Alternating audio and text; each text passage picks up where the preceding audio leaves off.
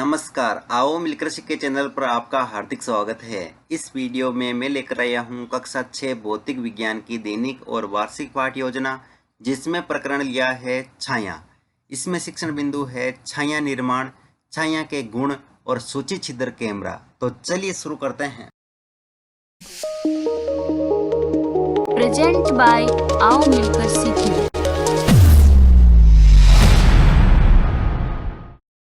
सर्वप्रथम लिखेंगे विद्यालय का नाम, जहाँ पर आप ये लेसन प्रस्तुत करेंगे। कक्षा 6 विषय भौतिक विज्ञान प्रकरण छाया। यहाँ पर दिनांक, कालांश और समयावधि 30 मिनट।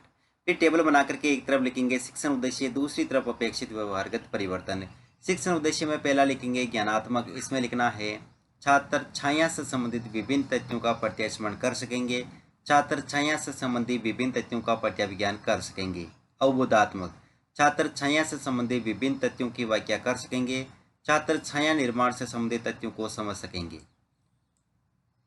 ज्ञानोपयोग, छात्र छाया से संबंधित ज्ञान का प्रयोग उच्च अध्ययन में कर सकेंगे।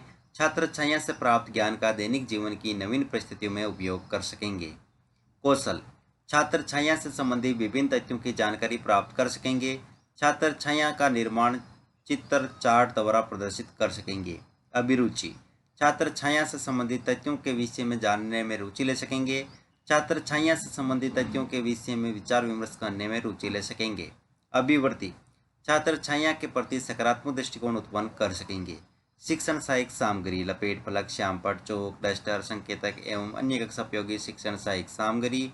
पूर्व ज्ञान, छात्र छाया के विषय में सामान्य जानकारी रखते हैं। फिर है प्रस्तावना प्रश्न, जिसमें टेबल ड्रॉ करके लिखेंगे छात्राध्यापक क्रियाएं, दूसरी तरफ विद्यार्थी क्रियाएं। अगर आप छात्राध्यापिका हैं तो जहां पर भी छात्राध्यापक लिखा है उसकी जगह आप छात्राध्यापिका लिखेंगे। इसमें फर्स्ट क्वेश्चन, रात्रि में प्रकाश की अनुपस्थिति के कारण क्या होता है? अंधकार। अंधकार में मोमबत्ती जलाने पर हमें क्या दिखाई देती है? परछाई। परछाई एक प्रकार की क्या है? छाया। छाया क्या होती है? समस्यात्मक प्रश्न। उद्देश्य कथन में लिखेंगे आज हम छाया का विस्तार पूर्वक अध्ययन करेंगे। फिर है प्रस्तुतिकरण, जिसमें टेबल ड्रॉ करके लिखेंगे शिक्षण बिंदु, छात्राध्यापक क्रियाएं, विद्यार्थी क्रियाएं, विधि परविधि और श्यामपट्ट सार। शिक्षण बिंदु में पहला लिखेंगे छाया निर्माण, जिसमें विकासात्मक प्रश्न में फर्स्ट क्वेश्चन, जिस वस्तु से प्रकाश आर पार नहीं जा सकता वे कैसी वस्तुएं कहलाती है? अपारदर्शी वस्तुएं। अपारदर्शी वस्तुओं का उदाहरण दीजिए। लिखिए धातु। धातु द्वारा छाया निर्माण किस प्रकार होता है? निरुत्तर विधि में प्रश्नोत्तर विधि। फिर है छात्राध्यापक कथन, जिसमें लिखेंगे छाया निर्माण होने हेतु प्रकाश स्रोत व अपारदर्शी वस्तु का होना आवश्यक है। छाया देखने हेतु पर्दा भी आवश्यक होता है। छाया प्रकाश की उपस्थिति में प्रकाश स्रोत के विपरीत दिशा में बनती है। यहाँ विद्यार्थी क्रिया में विद्यार्थी ध्यानपूर्वक सुनेंगे। विधि में वाक्यान विधि और श्यामपट्ट सार में प्रकाश की उपस्थिति में अपारदर्शी वस्तुओं द्वारा दीवार या पर्दे पर बनने वाली आकृति छाया कहलाती है। और यहाँ पर छाया को दर्शाने वाले चित्र चिपकाएंगे। और बोध प्रश्न में फर्स्ट क्वेश्चन, छाया निर्माण हेतु क्या आवश्यक है? अपारदर्शी वस्तु। छाया कहाँ बनती है? दीवार या पर्दे पर। विधि में प्रश्नोत्तर विधि। फिर अगला शिक्षण बिंदु है छाया के गुण, जिसमें विकासात्मक प्रश्न में फर्स्ट क्वेश्चन, जिन वस्तुओं के प्रकाश से प्रकाश आर पार नहीं जा सकता उन्हें क्या कहते हैं? अपारदर्शी वस्तु। अपारदर्शी वस्तु का प्रकाश के पथ में आने पर क्या बनती है? छाया।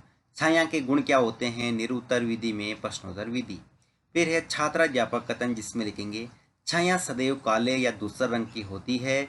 छाया से हमें वस्तुओं की आकृतियों के बारे में जानकारी प्राप्त होती है। छाया से हमें रंग के बारे में जानकारी प्राप्त नहीं होती है। छाया वस्तु के आकार से बड़ी या छोटी भी बन सकती है। फिर दोस्तों यहाँ पर विद्यार्थी की हम लिखेंगे विद्यार्थी ध्यानपूर्वक सुनेंगे। विधि में वाक्यान विधि और श्यामपट्ट सार में छाया काले या धूसर रंग की होती है। छाया से हमें वस्तु के रंग की जानकारी प्राप्त नहीं होती है, परंतु वस्तु की आकृति की जानकारी प्राप्त हो जाती है। और यहाँ पर दोस्तों छाया बनाने से संबंधित यहाँ पर चित्र चिपकाएंगे। और बोध प्रश्न में लिखेंगे फर्स्ट क्वेश्चन, छाया किस रंग की होती है? काले या धूसर। छाया से किसकी जानकारी प्राप्त होती है? वस्तु के आकार की। विधि में प्रश्नोत्तर विधि। फिर है अगला शिक्षण बिंदु सूची छिद्र कैमरा, जिसमें विकासात्मक प्रश्न में फर्स्ट क्वेश्चन, वे वस्तु जो प्रकाश देती है उसे क्या कहते हैं? दीप्त पिंड। किसी एक दीप्त पिंड का उदाहरण दीजिए। सूर्य। सूर्य को देखने हेतु किस कैमरे का इस्तेमाल किया जाता है? निरुत्तर विधि में प्रश्नोत्तर विधि। फिर है छात्राध्यापक कथन, जिसमें लिखेंगे सूर्य को देखने हेतु सूची छिद्र कैमरे का उपयोग किया जाता है क्योंकि सूर्य को सीधी नग्न आंखों से देखना अत्यंत हानिकारक हो सकता है। प्रकृति में भी रोचक सूची छिद्र कैमरा है। वृक्षों की पत्तियों के बीच के खाली स्थान सूची छिद्र की भांति व्यवहार करते हैं।